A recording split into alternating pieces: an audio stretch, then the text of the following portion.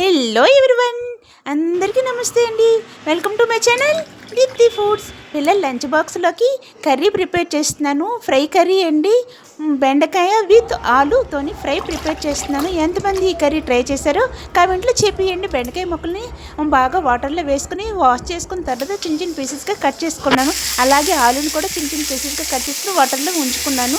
ఆ తర్వాత ఒక కళాయి తీసుకొని ఆ ఆయిల్ వేసుకుని హీట్ ఎక్కిన తర్వాత ఆవాలు, జీలకర్ర, మినపప్పు వేసుకొని దోరగా వేయించుకున్న తర్వాత ఆనియన్స్, పచ్చిమిర్చి, కరివేపాకు వేసుకొని బాగా సాఫ్ట్గా ఉడికిన తర్వాత అందులో అల్లం వెల్లుల్లి కూడా దంచుకొని వేసుకున్నానండి.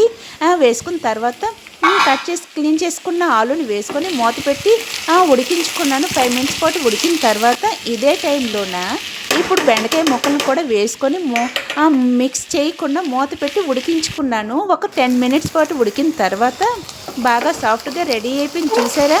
ఈ విధంగా రెడీ అయిన తర్వాత ఇందులోనే ఇదే టైంలోనే ఉప్పు, కారం, పసుపు, ధనియాల పౌడర్ వేసుకొని కిందకి మీదకి బాగా మిక్స్ చేసుకొని కలుపుకోవాలండి. కలుపుకొని ఒక 5 మినిట్స్ పాటు మూత పెట్టి బాగా సాఫ్ట్గా అయినంత వరకు ఉడికించుకోవాలి. ఉడికిన తర్వాత ఉప్పు, కారం బాగా పట్టిన తర్వాత కర్రీ రెడీ అయిపోయింది. చూసారా?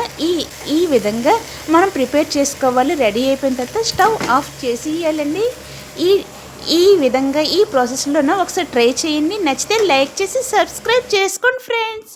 Bye bye.